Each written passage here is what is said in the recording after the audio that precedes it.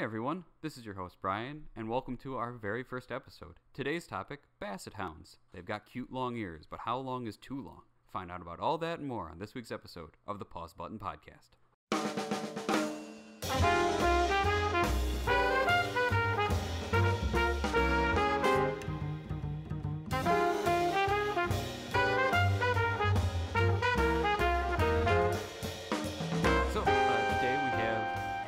Here. We got almost everybody. We got Devontae and Joey over there, and they're by the pool table, and Pat's at this table by me here. We don't have Tom. He had to take off, and Jim's not here yet. Jim's on his way. You know, he's gonna be here soon. He'll be here eventually. We're all certain of it. Yeah. He's give him some time. For sure. And if anything goes wrong, we can definitely just blame it on the fact that Tom wasn't here. Yeah. Like if we just delete this whole file after, won't be a big we're done deal. Recording. I mean, like, if I, miss the record button, that's not my fault. Tom should have been here So to do before we set up, Brian was talking to Tom about how we're going to go through everything since Tom's leaving. And Tom tells Brian, okay, so when you want to end it, you're going to press the big red square. That's the end button to stop the podcast. And I was like, I know what the buttons are. I named it the Pause Button Podcast. I know what the triangle, the square, the two, I got it. He's insulted. And then right before we're about to start recording, he goes, okay, so the record button is the big red circle? And we're like, what the? I wanted to make sure. You have to be extra sure in this. And, if something goes wrong when he's not here, it's not going to be on me. I'm making sure I'm doing my job. Brian, you're perfect in every way. We all noticed. Thank you. It's okay. Thank you. The first episode was the shit on Brian episode. This one's the exact opposite. I don't think we shat on you enough last episode, but okay. Oh, no. Well, like I said, you're perfect, so we got to take you down a peg. Oh. Well. Bitch. Oh. Well, that stings. I like where this is going. Do you? Yeah. Do you? So speaking of liking where things are going, Pat and I went to the movies recently. Yes, we did. And we saw Quentin Tarantino's Once Upon a Time in Hollywood. Yes. An interesting movie. That is for sure. Did either of you two see it? No, I wanted to see it with you guys, but then I looked up how long the movie was, and I was like, I don't really feel like sitting down for that right now. It's about 2 hours and 40 minutes, I believe. That is a pretty long movie. I was interested in it. I never got the chance to see it, though. It's still in theaters. Would you say it's worth seeing in theaters? Depends on what your interests are when it comes to movies. I would say it's a great movie to see in theaters if you're really into the performances of actors. Specifically, Brad Pitt and Leonardo DiCaprio are amazing in it. Margot Robbie does a pretty good job as well. You have a fair amount of recognizable faces in there. Robert De Niro's in it. Kurt Russell's in it. Al Pacino is in this movie. Oh. So, great actors in this performance. Depends on if you're really into story. I'm not sure that there's a lot there. Like, was it a slow-moving movie? It's a slow-moving movie that builds into one scene at the end that if you're not really familiar with certain parts of the history of Hollywood, it might come kind of out of nowhere for you. And that's exactly where I was. I did not do my homework for this. And the ending kind of came out of nowhere. It was surprising. It was pretty jarring. And I would say, it's an enjoyable film, but the end is something different. And that kind of leads into our topic for today, which is Game of Thrones, the show that started off with some really, really high reviews, a lot of promise. And then at the end, a lot of people were scratching their heads and a little confused, maybe a little bit mad, maybe a little bit more jarring than Once Upon a Time in Hollywood, but definitely a different ending as well. So, what's your guys' experience with Game of Thrones? We've all at least watched it, right? Yeah, so I would say I'm more on the casual side of Game of Thrones. I didn't start watching the show right when it first came out. I think I jumped in probably season 4 and started watching it starting after season 4 aired. So I'm more on the casual side. I never read the books, only watched it on HBO Go after the series has been ongoing. So I didn't personally have an issue with how Game of Thrones in general ran. I know the 7th season for more hardcore fans was like, what's going on? And I even saw a little bit of that towards the end. So yeah, I'm on the casual side of Game of Thrones. If Devontae's like the casual side of Game of Thrones, like he's the guy who shows up to a wedding like without a suit jacket, I'm like the guy who shows up to a wedding in a thong or something like no that. invite, Like your wedding crasher. I watch like episodes here and there, like constantly just only showing up for like season finales when like Brian and Pat were watching them and stuff like that. So I can't say that my knowledge is vast, but it's certainly a different perspective from them. So I was probably the most hardcore watcher out of anyone. I started back in early college, so season 1 had ended, season 2 was starting up. But first I read all of the books because I saw the popularity and I had received the books for a Christmas gift. So I went through all of them and read them. The first 5 books, I want to say it was, at the time. And I read them all over the course of about 2 months. So that's a lot of reading. I'm a big reader. If you've not seen the size of these books, like stacked up on top of each other, hardcover, that's at least like a foot of paper, right? Yeah. I mean, they're each over 1,000 pages. So, read all the books, watched the entire series, pretty hardcore. I've watched all of the seasons multiple times. I read the Dunk and Egg spin-off books, bought the World of Ice and Fire book that gives backgrounds on all the stories and information to the world. Did not buy the Fire and Blood book out of protest because George R.R. Martin still has not released Winds of Winter, and it's been 6 or 7 years now. So not sure if that'll ever get released. But I thought it's been 8 years. Maybe. It's been a long time. Yeah, It's more than enough. probably not 8 years because the last book came out after the first season came out. Oh, okay. So, big fan, needless to say. So I have a lot to say. Oh, yeah. I kind of fall somewhere not fully where Pat is, but pretty close. I watched all the seasons. I read all the books. I read World of Ice and Fire and the comic book or graphic novel version of Dunk and Egg. I started to watch the show in the fall of 2013, so I ended up watching the first 3 seasons like on HBO Now or Go, whatever. I don't know the difference. They're the same thing. They are the same thing. I think one you can get without a cable subscription, and the other one you have a cable subscription. I don't know. They're just trying to get money. Yeah. And then I watched season 4 on when it came out, every week and all that. And I like to read into it, go on the subreddits and see what the fan theories were and R+L=J and all that stuff, and reading reviews and everything. I should mention, obviously, there's going to be some, but we're going to spoil the entire show. So if you haven't watched it yet, oh well, here we are. Yeah, good way of looking at it. Oh well, everything I ever wanted to know today. Oh yeah, you can hear everything. So I figured we'd start off with how critics thought. So I got some info here from Rotten Tomatoes. The first 6 seasons overall were rated above 90%. Season 4 was actually the highest, with 97. So not too bad in there. Season 7 was where people started to get a little concerned, I would say. It was still, I think, above 90% for critics, but fans started to rate it at 84%. And then by season 8, it was 58% from critics and 32% from fans.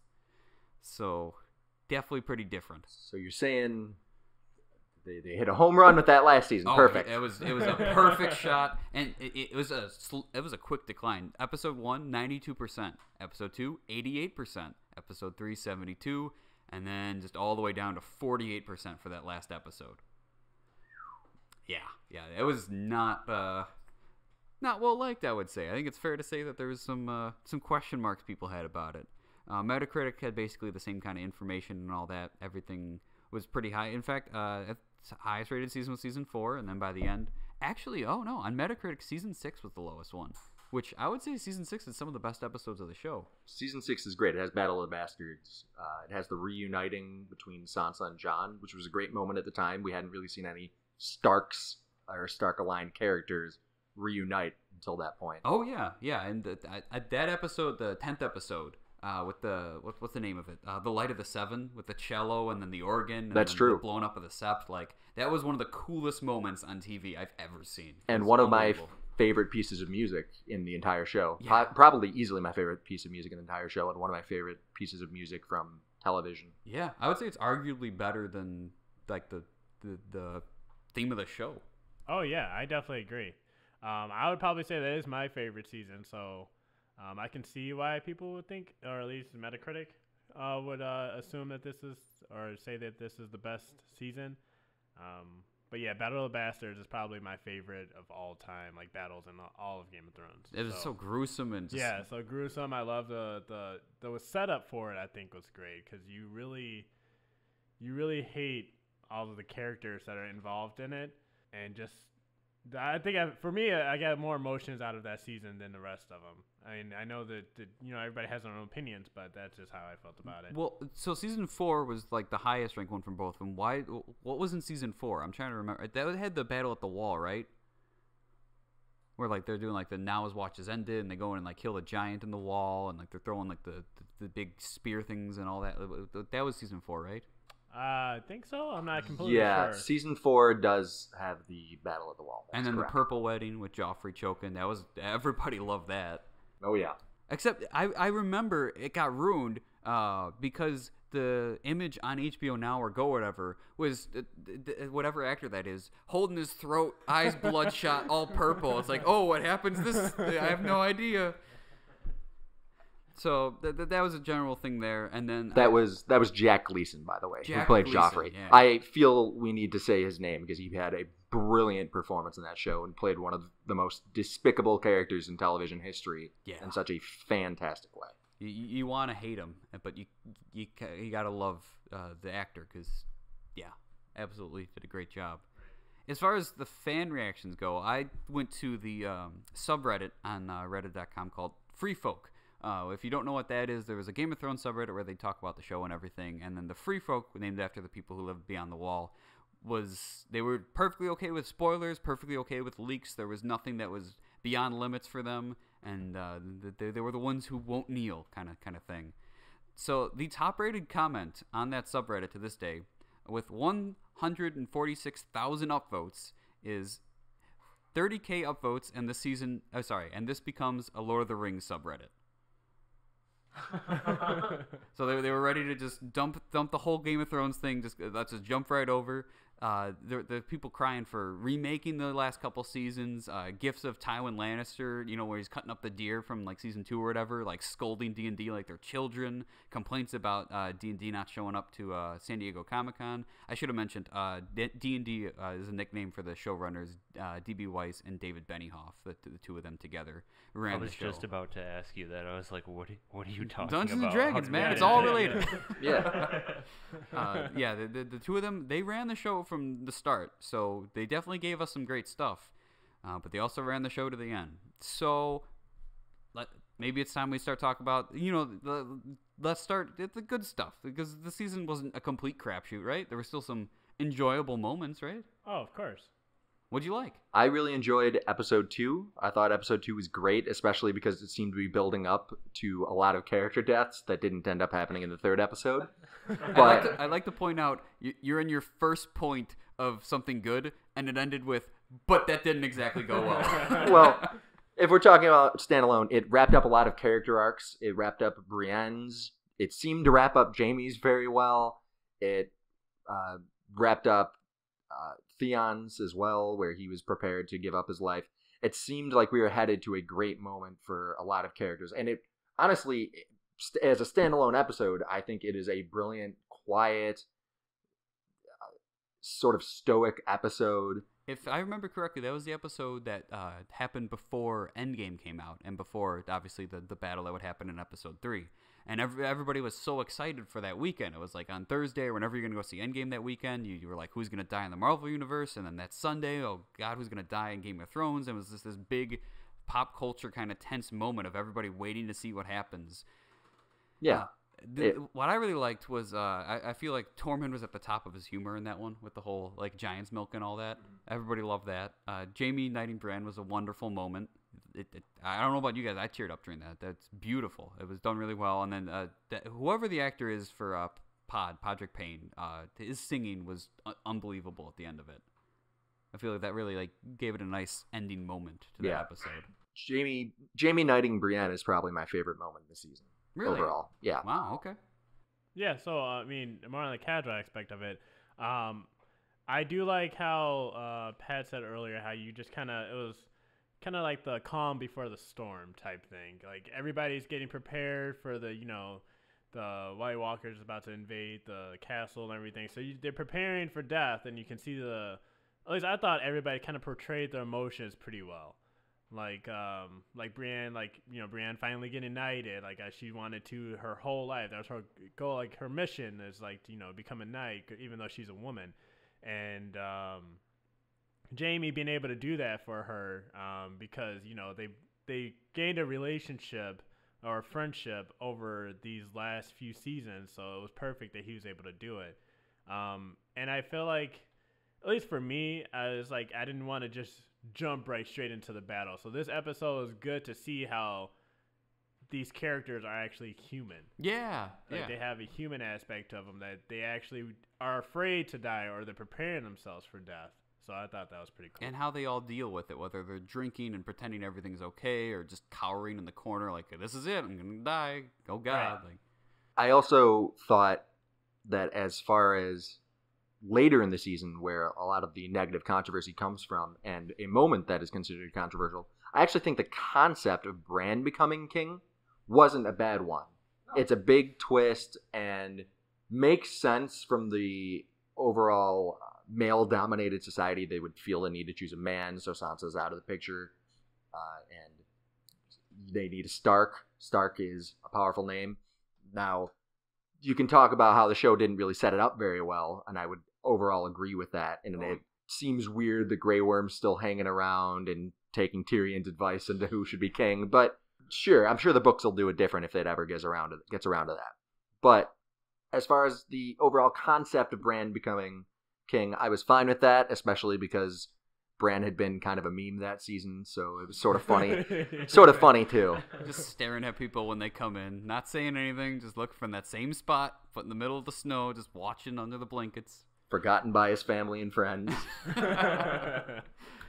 Other things I wanted to mention that I thought were pretty good were the ending scene of episode 1, where they find that kid nailed to the wall, and it was oddly just so terrifying. And Joy, did you see that scene?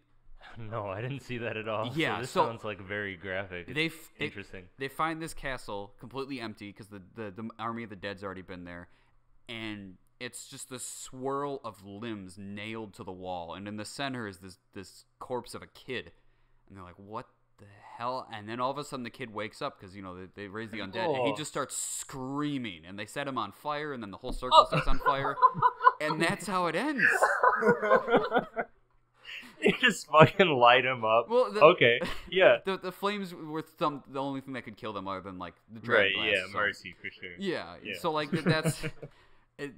That was a wonderful way to end it. I was like, oh, God, this is terrifying. And then, we could talk about what actually happens with the dead. But I'd also mention there were parts of the battle in in episode 3 that were enjoyable. Not the whole thing, but parts. The destruction, the production of the destruction of King's Landing in episode 5 looked awesome. It looked amazing. That was actually something that I wanted to bring up because, like I've said before, like very, very casual watcher of the show. But I did see some of the last season, and I remember specifically it being at home, just flipping through channels, and I landed on HBO on the city burning down, and just Arya running around. I was like, what the fuck is going on? But I couldn't look away. Like, it was it was disturbing in a way that I didn't like, but I also couldn't stop watching it. I just, had to see if she was going to die, because from my times watching the show in the past, I have seen that she's a main character, right? She's an important person, and I kind of wanted to be able to talk about it with you guys and be like, oh yeah, but Arya died. I don't know. So I was just kind of seeing what was going to happen, and I thought that was a really cool scene, production-wise, like you said, and I can't imagine how hard it was to shoot all of that. Oh yeah, I mean the director for those episodes, I forget his name right now, but he was the same guy who did Battle of the Bastards. And one other, I think he did the Battle at the Wall too.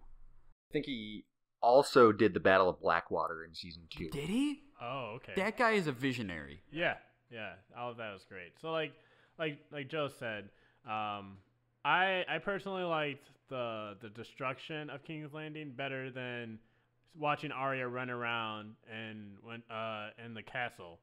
I think it would have made more sense for it to be Davos running around, considering he was from King's Landing, and that would have meant more for him. Right. To see his own city and his own people Right. running around him.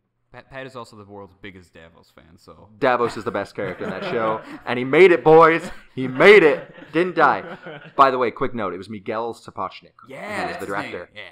Other things, I would say Clegane Bowl 2019. That it wasn't the best thing, but it was definitely enjoyable and very rewarding to see him just stab the fuck out of his brother and like he's not dying, and him to tackle him into the flames, which is what he's afraid of, and he dies that way. And yeah, I thought it was pretty good. and then So I'm a little curious about that. Like, so how come he wasn't dying when he was being Oh, stabbed? yeah. I was watching His that. brother had some weird medical experiments done on him and essentially became a zombie. Oh, I the best gotcha. way to put Okay. it. Yeah. he became jacked Darth Vader by the end of it. Okay. Yeah. I mean, I guess that's kind of like a theme with Game of Thrones. Maybe I saw an episode where they were Daenerys was trying to bring somebody back to life, and I can't remember. Oh yeah, her his husband. name. Khal Drogo. Yeah. Jason And that was Momoa like a is his real mom. like black magic episode that I didn't. That was another thing I didn't That- know what was going on either, and I think they like stabbed a horse or something. That in was that. that was in season 1. Oh. Okay. What was the name of the witch lady? Miri Mazdur. Yeah, something like that. Wow. Yeah. So did they stab a horse in that? I They can't remember. slit a horse's throat at one point. Yeah, okay. Which- I was like, that's really fucked up. I- That really struck a chord with me. You know, it's fucked up. It's not as fucked up as the mountain chopping the head off of that horse, and just because it lost the joust for him. Season 1. Oh, I never You guys saw remember that? Yeah, I do remember that. He just takes his like claymore sword and just chops this thing's head off. It is disgusting. I would also mention Alfie Allen's Theon was amazing this season. His acting was wonderful. I don't know if you heard, HBO did not submit him for the Emmys for his acting, so he submitted himself and he made the nomination. Good for him. I genuinely think he may have been the best actor on the entire show, the entire run. And that's saying a lot with actors like Charles Dance and Peter Dinklage on there. I do think Alfie Allen was easily up with them. Well, because he also had the most to work with. That character journey is unbelievable. Like, you could talk about Jamie's, but I think Theon's, you go from like hating him and you're like, maybe I can feel bad for him, and then at the end when he's doing that spear run, you're like, fuck yeah, man, like you were so good in this. I will say one negative to this season is they did not give Lena Headey anything to do, which is a travesty. Cersei Lannister You didn't is like watching her look out a window with some wine? no, believe it or not. I didn't get that part either. Like, Cersei is such like a mastermind, but the whole season she's just staring out of the window like, what do we do now? She left it all to Qyburn, her like maester and the Hand of the King, who gets really no real background in the show. They make a couple of mentions of him being kicked out of the maesters, but as a result, you're left going like, really, is Qyburn more of the main villain of the final season than the Night King or Cersei? I would say he found some ground by the end of the show. Oh, Did he? Given how he was chucked to his death. Yeah. So it sounds like we're pretty much the gas is running out on the things that were good kind of stuff, right? Anything else to add that you enjoyed? So I know this is probably not a good for most people, but I did like Daenerys's transition in this season. Whoa. For me, I felt like it was a build up throughout the rest of the seasons. Like, it didn't come out of nowhere for me.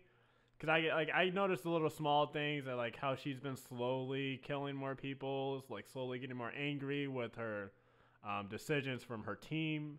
Like, I don't feel like it was just kind of like, oh, she's bad now. I mean, granted, yeah, she did kind of like lose her shit just like randomly, but I felt like it was like building up and it was making like a giant bubble, and then there was just that one thing that made her snap, and then that's when she burned the whole city, of course. But So this is awesome because I have like a loose ranking of like my issues with the show. The first thing I wrote down was Daenerys turns too quickly, and I didn't enjoy that. So that's so you made a ranking, Brian? kind I'm of shocked. a loose one. There's no numbers here. It's all bullets. But it was the first thing that came to mind was I did not enjoy how she turned, and I wanted more reasons and more time and more screen time. Pat, I remember when we were watching it, you had this amazing idea, and I don't mean to put you on the spot. Do you remember what your spin on it was of how you would try to make it look like she turned? I mean, if I had been able to handle it, I would have split this season into 2 seasons, with the first 3 episodes being 1 full season of them trying to deal with the White Walkers and her constant stress over being sort of undercut by the members of the North, specifically Sansa, and maybe having a moment where she's genuinely starting to consider how to get rid of Sansa. And then you transition to season 2, where you start killing off more of her allies. You have Jorah die the season before. You start to see more tension between her and Jon. Maybe a little less of Jon calling her his queen over and over and over again. McQueen. Don't want it. So you get more of that. Maybe even have Jon hide from her that he is a Targaryen for a little longer, so you build up a little bit more of that mistrust between them, eventually culminating in moments like the death of Missandei, and as a representation of the death of her innocence and the death of her desire to love and help the common people, with Missandei having been a perfect example of a commoner who she raised up. And then you get maybe her transition into Mad Queen with a few episodes left in the season, and we get to see just how much potential she has for ruin with the way she's handling King's Landing, so that finally, when Jon kills her, I wouldn't even have him do it in the finale. I'd have him do it in the penultimate episode. Oh yeah, you give us like a episode 9 like build up, like that's where everything happens, and then episode 10 is the fallout, just like they've always done in the past. I could have seen that. But yeah, so I agree. I agree with that statement. So I would love to see Daenerys more of the Mad Queen, because I feel like after she burns down King's Landing, it's like what's next? Like they won, but like she gets a speech and then she gets that's stabbed. it. Right. And she dies. Remember when she's making the speech after burning down King's Landing and killing millions, and then Arya goes up to Jon and says she knows a killer when she sees one? Like that's some big insight into Daenerys' character, and you're just like, but there's dead children on the street, melted into the ground. I don't think you could use the word killer. I don't think that's like mass murderer is maybe enough to describe what she did. She may have been worse than Hitler. You know what? It reminds me of when you mentioned it in Mean Girls, when that one character is talking about how she can tell when it's raining by how her boobs feel. And at the end of the movie, it's like raining. And she's like, there's a 30% chance it's already raining. It's pretty close. The next character that I think I had a huge gripe with, and it's not his fault, is the Night King. The Night King was built up to be this wonderful, like, powerful, terrifying villain. And in the end, he never says a word. We don't completely understand his reasoning. He dies like a bitch, and then that's it. And Cersei gets to live longer. And I completely disagree with that. I don't necessarily disagree with the concept of Cersei being the final villain. Especially, I do like the idea of them realizing they have to deal with Cersei after having their armies destroyed by the Night King. But I do agree, he needed to be around way longer. He needed to have some lines. And honestly, I think we should have realized something like this was coming, considering the Night King was played by, I believe, an actor who's generally a stuntman and doesn't really get to do much other than that. Also, I'm not a big fan of the White Walkers turning out to be like the Chitauri and all getting... You hit the kill switch. All getting taken down like at the end of Avengers because they defeated the one thing they needed to. Dude, Phantom Menace, the battle droids all drop after Anakin just blows up that ship. Yeah, it's a trope that just gotta end, man. We should rewatch Phantom Menace sometime soon, Brian.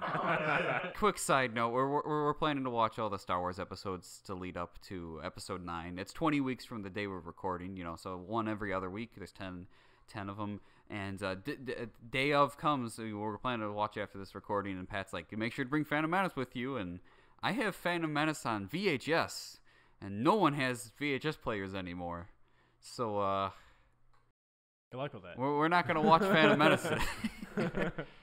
I feel like there's so many sophisticated comparisons to stuff. I mean, you guys have all that background on Star Wars or whatever, and now I feel kind of dumb after I sat back for a little bit for making the Mean Girls reference. Like Game of Thrones and Mean Girls are very similar, No, I like the different views that we all bring. We got 4 different viewpoints on this, and it's great. That was a hell of a viewpoint, Joey. Yeah. I appreciate it.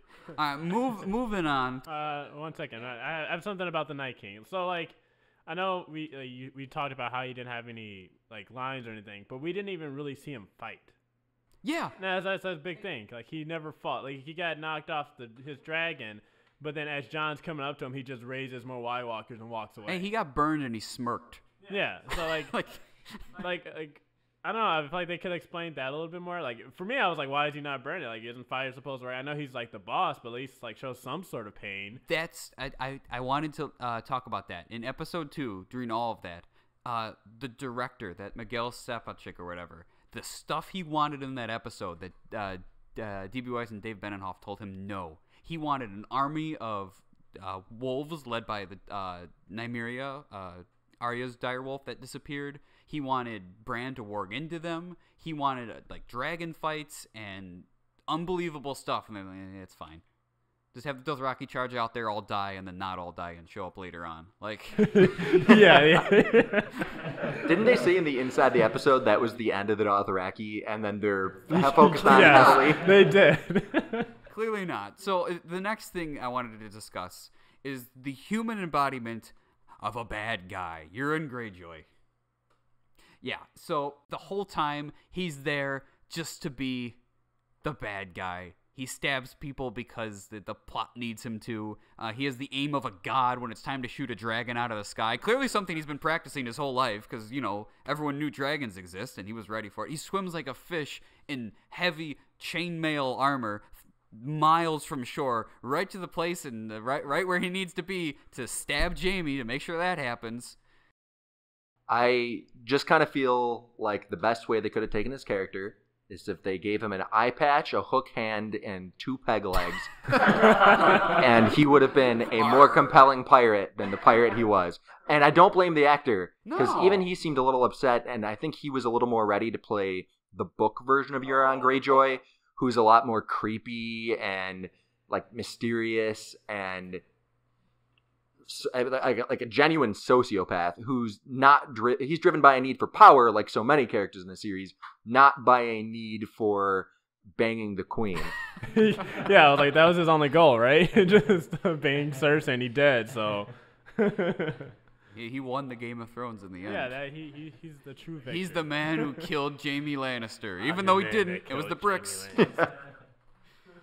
All right, so we talked about Jon. She's McQueen. Don't want it. All that stuff. We wouldn't even get to see him tell his family about his heritage. It's like, hey, we're in the Godswood. You ready to talk about my heritage? Cool. Turn the cameras off. All right, we'll see the fall of this later. Really? Building up this whole thing of like him and like how close he is with Arya and him building up his relationship with Sansa after like they hated each other as children, and then nothing. You don't even get to see it. Nope. Fits in with everything else this season. Now, did he break it off with Dany because she's his aunt? No, I don't think so. I don't think he cared. I think, because she was insane. I think he made it. I think he was a little uncomfortable by it, but I think overall he still made out with her a few times afterwards and seemed pretty into it. I think it was more of a tension based on his knowledge of who belongs on the throne, his whole family being in danger now because of it, and then the overall issue of her burning millions. Yeah. I don't know. It'll give you a limp dick for sure. Yeah. Moving on to Tyrion. He was a wonderful mastermind. What's his face? The actor. Peter Dinklage. Peter Dinklage. Thank you. At some point, you'll learn the names of actors before. Even I know that, Brian. Even I know it. Peter Dinklage did an amazing job, and then this season, all he did was make mistakes and cock jokes because the it's plot funny, needed Brian. him to. Unfortunately, I think they ran out of the great Tyrion moments from the books to adapt it after season 4, because season 5, or book 5, I should say, he mostly spends his time as a prisoner. And in season 5, they kind of skip past most of that so he can start being Daenerys' hand, but now have no content to use for Tyrion's great mastermind moments anymore. So I'm guessing that they just decided he would continue to be there, and we would continue to be told how great he is, while he fails to run any sort of kingdom, while he fails to make any good military decisions, and while he fails to see where Daenerys is headed while betraying his best friend Varys. Yep, that's the whole thing.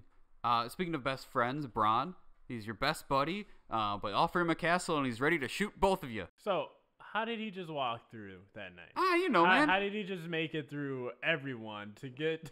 I got one to simple answer Jamie for you. and- Because the plot needed him to.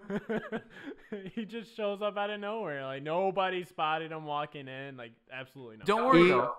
He is the epitome of a character who definitely should have died a season or two earlier, but they just kept him around for the shits and giggles. And where does he end up? We get a J.K. Rowling level ending of him being the master of coin. Why? Because that's what the fans would want. Even though earlier on in the series he said he didn't know what a loan was. Sounds good to me. Speaking of things that don't make sense when people say them, Jamie, when he's setting Tyrion free to go save when Tyrion's setting him free when he's in the camp and all that, right before the burning of King's Landing, it's like, the townspeople, I never really cared for them. The hell is that?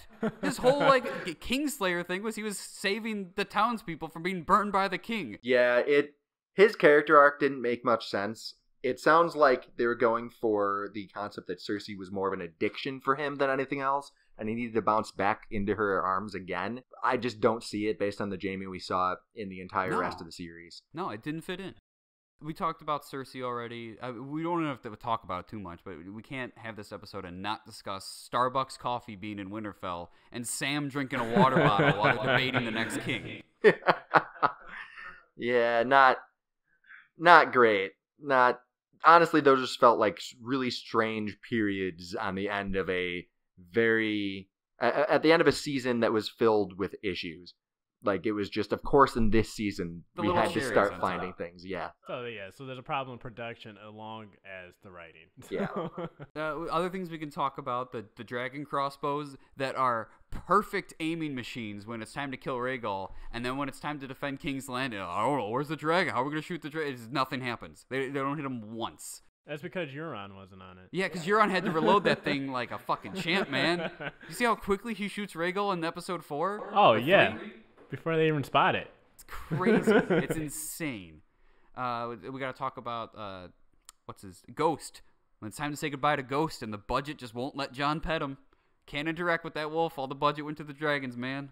So do you think do we know if they recorded him actually petting Ghost later because the fans were so upset with it? No, I don't think so, because they'd have to make the whole episode before it was released. Or the whole season. They had enough budget for him to pet him the second time. Okay, maybe I'm wrong about the budget time. thing, but No, it just felt so weird. Yeah. It's like, just say goodbye. It's like when Leia didn't hug Chewie when they found out Han died in episode 7. Like, why didn't that happen? Like, the dog's looking at him like, oh, you're going to go off and die. And he's like, yeah, see ya. Like, yeah, he gives him like the little nod of appreciation, like a dog knows what that means. yeah, Right. You done good, nod. He's out. Like, okay. Give your damn dog a hug and a pat on the head. No, we talked about the Dothraki coming back out of nowhere. Speaking of the Unsullied, which, they were eviscerated in that battle. And then all of a sudden, when it comes to episode 6, there's a full army of them. Just as many, yeah. I don't know. And we talked about Bran being king and all that. And, so there's a theory online that, Bran's going to be king in the books, too.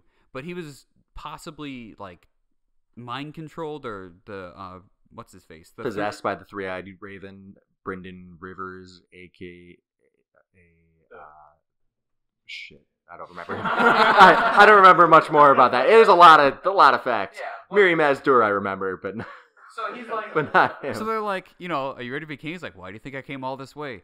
Bitch, if you could see into the future, you saw children die, and you're like, I get to be king though. So do we want him as king then? So what if he didn't come all that way and Daenerys still remained as queen? Wouldn't that be a little bit worse?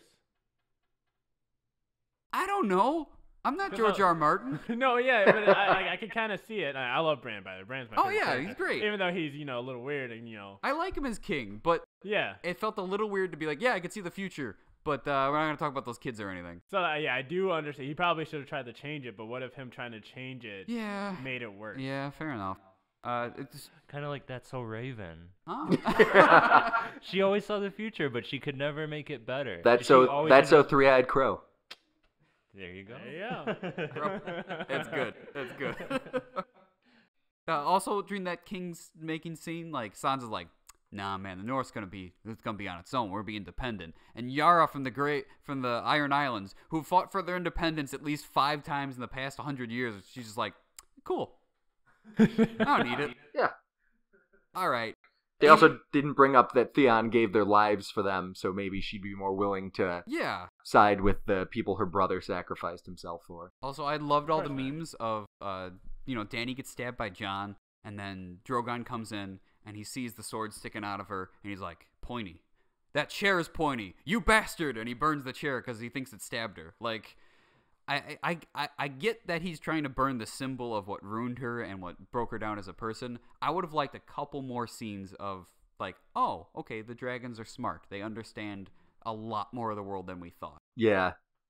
Makes sense. It's actually, though, they said in the script, because the script has come out since they put it in for an award, he was just lashing out in general at the walls of the castle, and the throne just happened to be in his way. Interesting. So he really was just being bestial. That makes sense, then. That being said, I think before we end this episode, we should try to talk about the creators and what do we think they were going for, where they pushed. Well, so the overall, what happened here? Well, what are our theories as to... everyone's got an idea, right? I think there's an easy answer that's pretty... That explains everything pretty well without just claiming that they didn't care anymore and wanted to rush on to doing their Star Wars work. And that's that I think that after years of the show being showered in awards and praise, I think they just felt that they had the best notion of where things should go. A good comparison would be George Lucas. A lot of people didn't really have the guts to question him after the original trilogy when it came time to film episode 1. So I think with them, it came time for the last 2 seasons, and they decided to shorten it, even though they probably didn't need to, and they decided to make it 8 seasons, even though they were offered 10 to 12, and they were just so certain they knew best.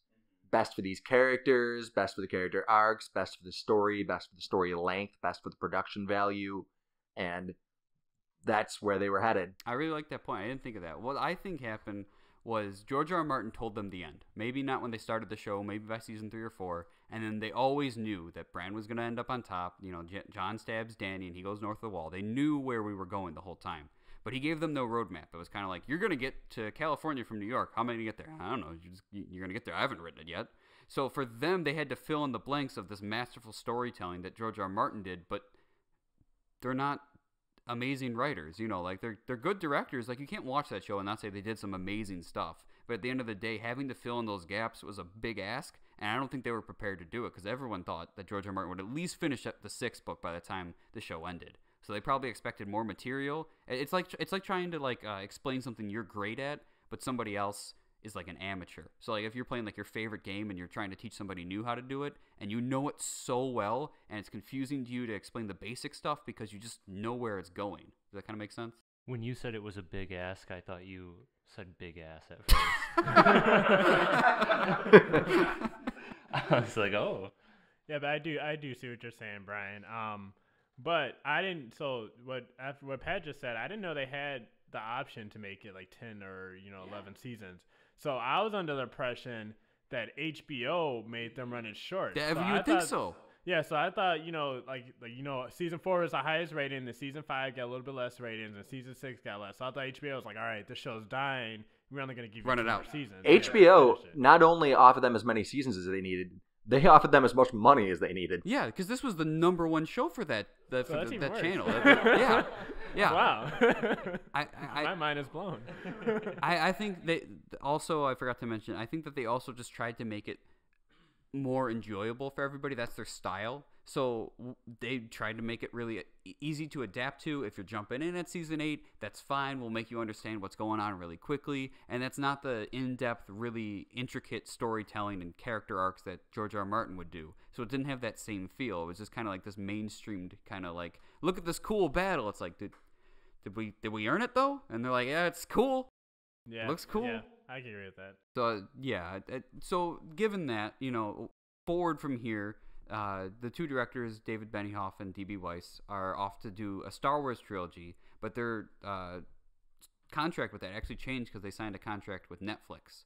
So I don't know if you heard about that, but apparently they were supposed to write all 3 films in the trilogy, and that's changed a little bit. So if I can find it here, I'm looking at the sci-fi.com. They had an article about it. It was a 9-figure deal, and it also probably killed off their Project Confederate, which I think is about the Civil War that they were supposed to do. So does the D&D taking over Star Wars worry you a little bit? It's interesting. I'm not sure if I'm entirely worried. They're not taking over a trilogy based around the main characters anymore. So at least if they create any new characters, it shouldn't be anything. If they damage it, which they might, then they shouldn't be damaging characters I already know and love. That being said, I'm willing to give them the benefit of the doubt. I know there's a lot of people that don't trust them, period, because of season 7 and 8, but I still think they made 5 or 6 brilliant seasons of TV, even if they were just adapting.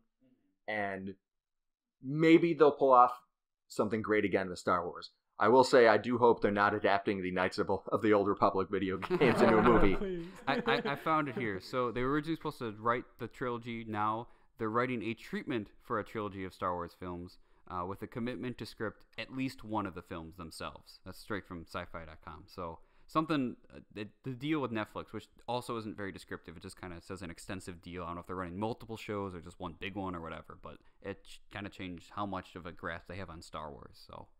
So that's also a little, and this is kind of like off topic, but it's a little bit interesting to have a deal with Netflix, since doesn't Disney own Star Wars? Yeah. So they what about that's not going to be on the new Disney streaming service at all? The Star Wars. Star Wars yeah. will be, yeah.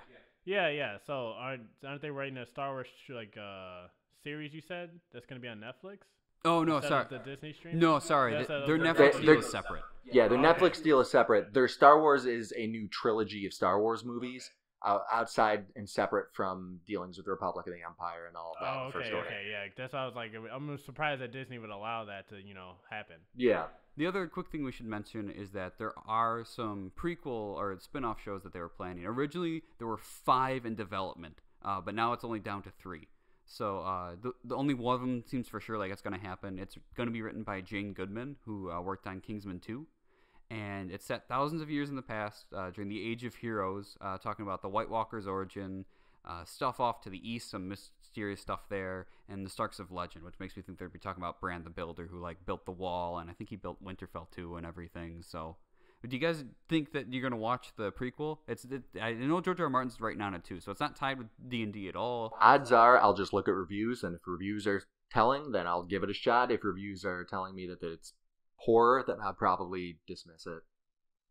Yeah, I'll probably be in the same boat. I mean, I probably would watch it eventually, but am I gonna go out of my way to watch it when it first releases? Probably not.